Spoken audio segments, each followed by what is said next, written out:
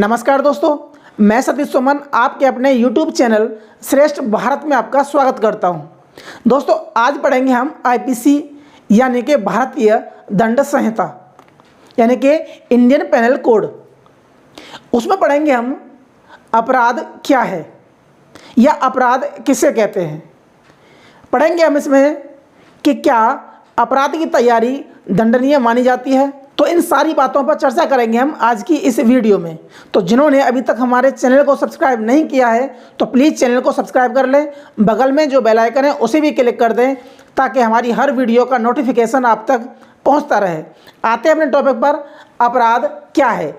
अपराध की परिभाषा की बात करें तो अपराध की परिभाषा ये है कि ऐसा कृत्य या ऐसा कार्य जो भारतीय दंड संहिता या विशेष या स्थानीय कानून के अनुसार अपराध हो, यानी कानून की नज़र में वो अपराध हो, उसे हम अपराध कहते हैं। लेकिन कोई भी कृत्य दंडनीय नहीं होता, बल्कि उसे दंडनीय बनाने के लिए उसे कई स्तरों से गुजरना पड़ता है, यानी कि उसकी कई अवस्थाएं हैं, तब जाके वो अपराध बनता है। तो बात करेंगे हम अपराध की अवस्थाएं। तो अपराध की परिभाषा क्या है? परिभाषा में है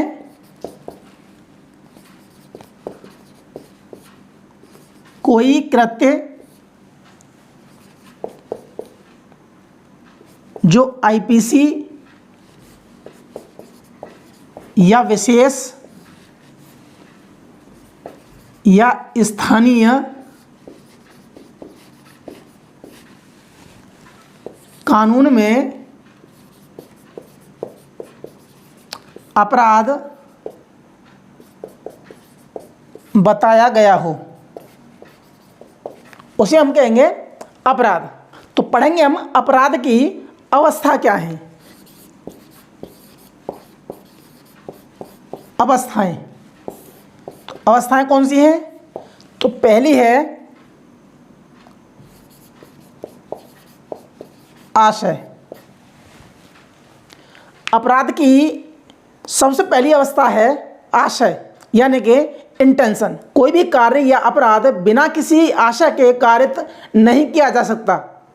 हर अपराध के पीछे व्यक्ति के मन में कुछ न कुछ भावनाएं छिपी रहती हैं, इसी को हम आशय कहते हैं। तो आशय की परिभाषा में क्या है कि सबसे पहले व्यक्ति के मन में जो भावनाएं आती हैं अपराध करने के लिए, उसे हम आशय कहते हैं। जैसे कि सुरेश रमेश की हत्या करना चाहता है, तो ये क्या है कि वो चाहता है, यानी कि उसका आशय है। अभी तक उसने कोई भी कार्य ऐसा नहीं किया है, यानी कि उसे अपने आशय को अंजाम तक नहीं पहुंचाया है, अभी फिलहाल उसका आशय है। इसलिए आशय को हम दंडनीय नहीं मानते। अपराध की दूसरी अवस्था है तैयारी। तो दूसरी अवस्था क्या हो गई?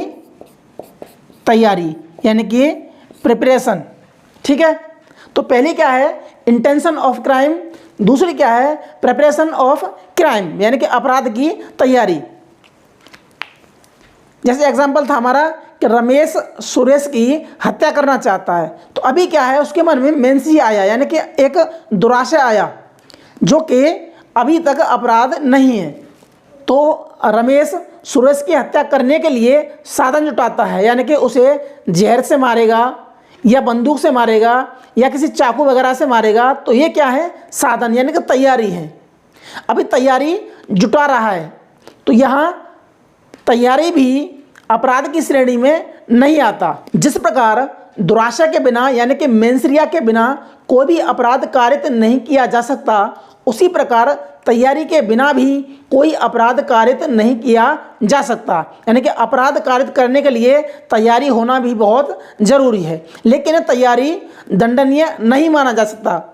कुछ अपवादों को छोड़ दें। अब वो अपवाद कौन से हैं जिनकी तैयारी दंडनीय मानी जाती है? तो पहला है भारत सरकार के खिलाफ युद्ध करने की तैयारी। लिख लें,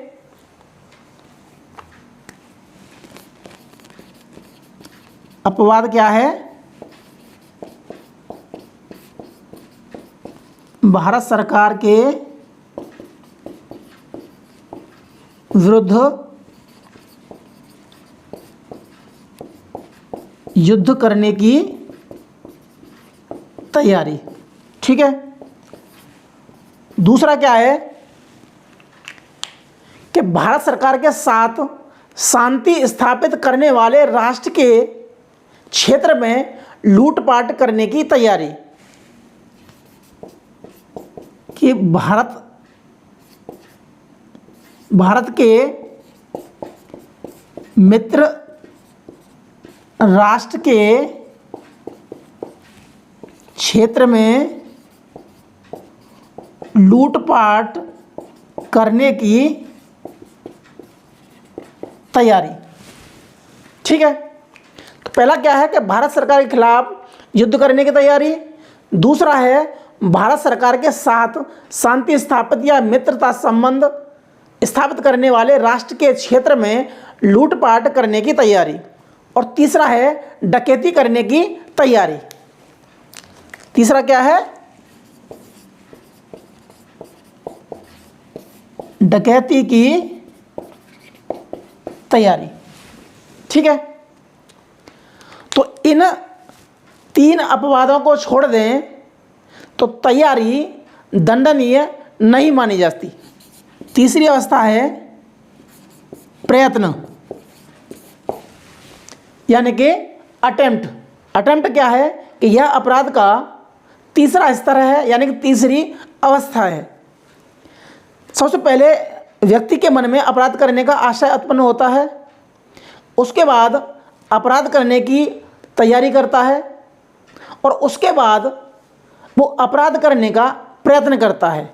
यह अपराध की महत्वपूर्ण अवस्था है और यह दंडनीय अपराध माना जाता है। और परिभाषा में कहा भी गया है कि प्रयत्न वह कृत्य यानी कि वह कार्य है कि अगर इसे रोका न गया तो पूर्णता की ओर ले जाता है। अब पढ़ेंगे हम कि आईपीसी में कुछ धारा ऐसी हैं जो प्रयत्न को पृथक रूप में दंडनीय बनाती हैं।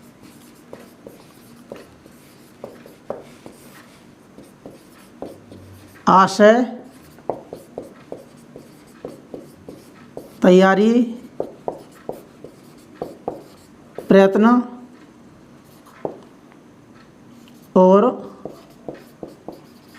अपराध का होना, ये चार हैं अपराध की अवस्थाएं। ठीक है। हम पढ़ रहे थे कि प्रयत्न, ऐसे प्रयत्न जो आईपीसी में अलग से दंडनीय अपराध माने जाते हैं। तो पहला है भारत सरकार के खिलाफ युद्ध करने का प्रयत्न। पहले पढ़ा हमने कि भारत सरकार के खिलाफ युद्ध करने की तैयारी, लेकिन यहाँ क्या है? भारत सरकार के खिलाफ युद्ध करने का प्रयत्न। लिख लेते हैं। भारत सरकार के खिलाफ युद्ध करने का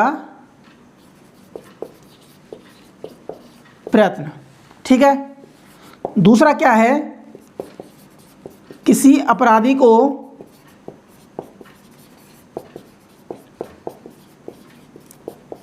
दंड से बचाने के लिए, दंड से बचाने के लिए उपहार आदि प्राप्त करने का प्रयत्न। ठीक है। तीसरा क्या है? किसी व्यक्ति को कूटकृत यानी कि नकली सिक्के, कूटकृत सिक्के लेने के लिए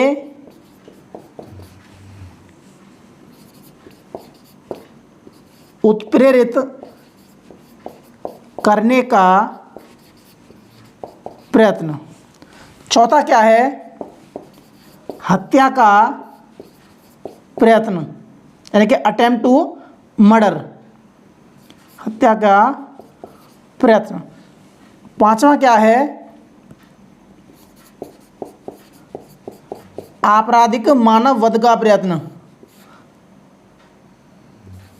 मानव वध का प्रयत्न। छठा क्या है? आत्महत्या का प्रयत्न। ठीक है। सातवां क्या है? लूट या डकैती का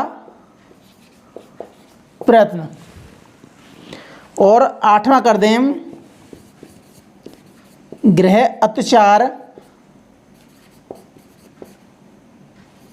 का या गृह अत्याचार करने में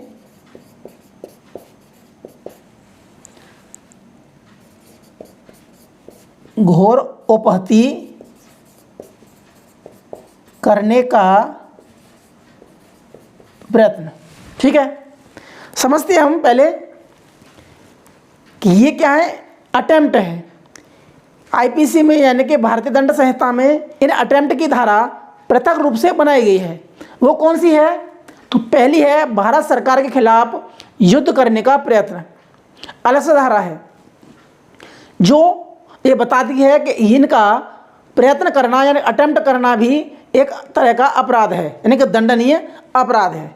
दूसरा क्या है कि किसी अपराधी को दंड से बचाने के लिए उपहार प्राप्त करने का प्रयत्न। तीसरा क्या है कि किसी व्यक्ति को कूटकृत सिक्के लेने के लिए उत्प्रेरित करने का प्रयत्न। चौथा क्या है? हत्या का प्रयत्न यानी कि हत्या का प्रयास, अटेम्प्ट टू मर्डर, यानी कि 307 धारा कौन सी है इसकी? 307। ठीक है। आपराधिक मानव वध का प्रयत्न, यानी कि दोनों में मर्डर है लेकिन दोनों में अंतर है। हम आने वाली वीडियो में समझाएंगे कि आपराधिक मानव वध क्या है और हत्या क्या है। ठीक है। तो आपराधिक मानव वध का प्रयत्न भी आपराधिक दंडनीय अपराध है, तो इसकी धारा है 308। ठीक है। आत्महत्या करने का प्रयत्न यानी अटेम्प्ट टू सुसाइड, तो इसकी धारा है 309। अगला है सातवां लूट का या डकैती करने का प्रयत्न। ठीक है। और आठवां है गृह अत्याचार करने में, यानी कि कोई हमारे घर को तोड़कर प्रवेश करता है और ऐसा करने में किसी व्यक्ति के चोट करता है, घोर उपहति यानी कि गंभीर चोट कारित करने का प्रयत्न करता है, तो वो भी दंडनीय अपराध माना जाता है। ठीक है। बाकी इनको छोड़कर सभी अपराधों के लिए एक धारा लगती है, वो है 511। अब पढ़ेंगे हम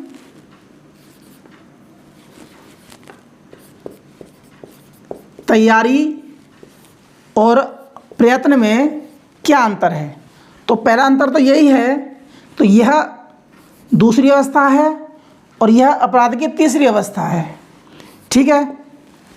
दूसरा अंतर क्या है कि तैयारी दंडनीय नहीं मानी जाती, यानी कि यह अवस्था दंडनीय नहीं मानी जाती दो एक उदाहरण को या दो एक अपवाद को छोड़कर, लेकिन प्रयत्न हमेशा ही दंडनीय माना जाता है।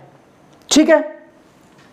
किसी में अलग से धारा है, किसी में धारा 511 में बताया गया है कि जैसे रमेश ने चोरी करने के उद्देश्य से सुरेश की जेब में हाथ डाला लेकिन वहाँ कुछ नहीं मिला, अपराध तो हुआ, यानी कि उसको जो इंटेंशन था, आशा था, वो उसने पूरा किया, तैयारी पूरी की उसने और प्रयास भी किया, लेकिन वो प्रयास निष्फल हो गया यानी कि असफल हो गया, कुछ से कुछ मिला नहीं, लेकिन फिर भी चोरी करने का प्रयास तो उसने किया, तो क्या है वो दंडनीय अपराध माना जाएगा। उसे कहेंगे हम धारा 511, इसे कहते हैं दंडनीय नहीं है। और ये क्या है? हमेशा ही दंडनीय है। कुछ जो 8 उदाहरण बताए उसमें अलग से धारा है कि अलग से प्रयत्न करने का दंड है, बाकी में धारा 511 लगाई जाती है। दोस्तों आज पढ़ा हमने अपराध क्या है या अपराध किसे कहते हैं, अपराध कितने प्रकार के होते हैं या अपराध की स्तर क्या हैं या अपराध की अवस्थाएं क्या हैं, कि क्या अपराध करने की तैयारी दंडनीय माना जाता है या अपराध करने का प्रयत्न दंडनीय माना जाता है। वो कौन से अपराध हैं जिनकी तैयारी भी दंडनीय माना जाता है, वो 3 कार्य बताए थे हमने। ऐसे कौन से कार्य हैं जिनका प्रयत्न दंडनीय माना जाता है, जिनकी आईपीसी में अलग से धाराएं बनाई गई हैं, तो वो धारा बताई हमने 8। तो आज के लिए सिर्फ इतना ही, मिलते हैं हम अगली वीडियो में, तब तक के लिए नमस्कार।